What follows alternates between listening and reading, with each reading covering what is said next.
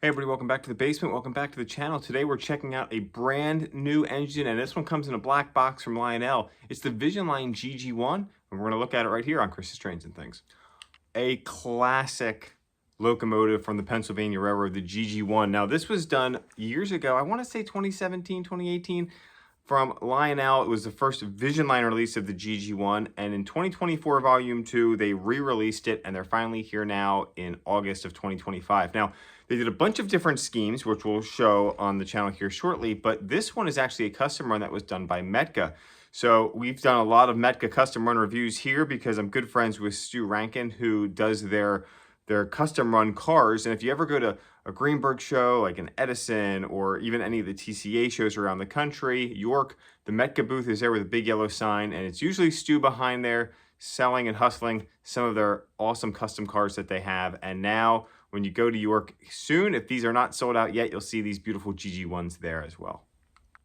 So rumor has it, according to METCA's site, that when the Pennsylvania Railroad was looking at locomotive power for the General and the Trailblazer trains, they were debating on utilizing GG1 power and using this beautiful five-stripe or Raymond Loewy nod and paint scheme. That ended up going on the S1, that giant steam locomotive, and the plans for this ended up getting scrapped. Now, whether that's true or not, or just legend, we're not going to find that on the channel today, but what I can tell you is this is a knockout beautiful locomotive. And if you already have a lot of GG1s in your collection, you want something that's a little bit different, really harkens back to that Art Deco scheme, this is going to be the number for you. So let's dive in, get a closer look at this. We'll look at some of the things that are improved from the last version.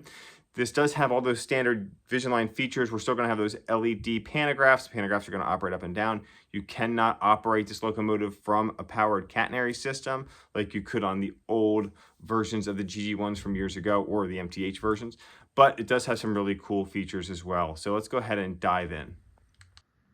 One of the main corrections that I noticed right away on this locomotive that I remember from the previous Vision Line release that was a big deal was the seam that ran down the middle of the locomotive here. We'll go take a peek at my other Tuscan GG1 from the last release, and I'll show you that, but they've definitely fixed that. So it's where the molds went together when these were die cast, and it just wasn't sanded out, and they've definitely taken care of it on this version, and hopefully that continues on the other paint schemes as well. I know the previous release, there was like one version that didn't have it and the rest did, and people were quite upset about that seam. It looks like that's taken care of on this version, which is nice. Here's my other GG1, and if we zoom in here, you can, it's really kind of hard to see that seam right along the middle there. You'll see that raised part right in the center of that black rectangle. That's that seam I'm talking about. Kind of hard to see here, but it is visible, and you actually feel it when you rub your finger across it. So glad they were able to get that corrected. So we've covered the GG1 in the past, but we'll just do a quick Cliff Notes version here. The GG1 was a streamlined electric locomotive built by the Pennsylvania Railroad for the northeastern United States, part of the electrified railroad that the Pennsylvania had. They were built from 1934 to 1943, so 9-year build period, and 139 of them were built during that time, and boy did these things run for a while. They were built between General Electric and Altoona, the Altoona Works by the PRR. The service started with PRR in 1935 and later ran onto other railroads that succeeded the Pennsylvania, including Penn Central, Conrail, and Amtrak. The last GG1 was retired by New Jersey Transit in 1983. Just an absolutely incredible amount of runtime. Most of them scrapped. You know, they're not going to preserve 139 of these things, but 16 are still preserved in museums. In fact, there are 2 in the Pennsylvania Railroad Museum, which is pretty close to where I live. The GG1 was 79 feet 6 inches in length and weighed 475,000 pounds. The locomotive was kind of built in 2 halves, joined by a ball joint in the center, which is why it is called the GG1. It's sort of 2 locomotives that are assembled together, which makes it really unique. Now, when this model runs, the pantographs operate prototypically. So the pantograph in the rear, so if the engine is moving with this headlight forward, the rear pantograph would be raised up, and then if it switches directions, the pantographs would switch. Now you can run these, at least you used to be able to in the old Vision Line versions, in ice mode, where you'd actually extend both pantographs, and the first pantograph job was to knock ice off of the catenary system so it wouldn't interfere with the electrical pickup on that rear pantograph. So at 79 feet long, a true 1/48 scale would put that at about just over 1.5 feet in length. And if we look at the Lionel version, it is right around 19 inches in length, so pretty close. The minimum curve on these is 0.54. My layout is 0.72 minimum, and I would tell you I would not try to run these in anything smaller than 0.54 as it's rated. I just think even on 0.72, it seems almost tight on these scale GG1s, so I definitely can't imagine it's going to run on like an 0.48.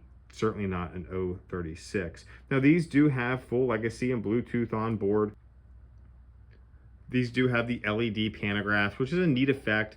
Now, generally, most O-scale railroads don't have a catenary system, so it looks kind of silly when they're going around with the pantograph up and no catenary system. And yes, I'm sure we'll hear about that in the comment sections.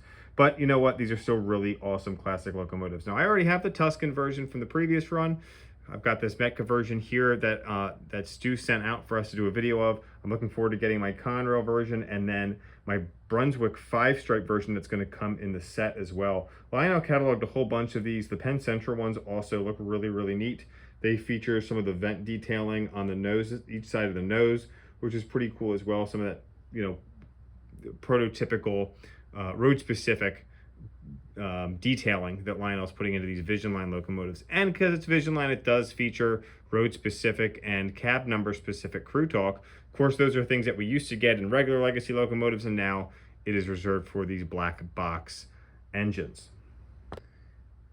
MSRP from the catalog, which again was Volume 2 2024, was $1699.99, and then tariffs came into play and the price went up to about 19 something, I'm not sure exactly, but significantly more than the $16.99 price point. So really bummed to see that that is impacting these. Really tough when you have a couple on pre-order and then all of a sudden you owe a couple $100 more than you expected to, but sometimes unfortunately that's the game that we are all forced to play. So really awesome locomotives here. We're gonna go ahead and fire this thing up, send it around with a mixed consist of freight cars. Just kind of have these on the layout now for when I picked up my J from Train World, and so kind of leaving them on here because I think it looks pretty cool, especially with this non-prototypical paint scheme on this GG1. If you want this one, go to METCA's site, metca.org/store, and you can buy yours today.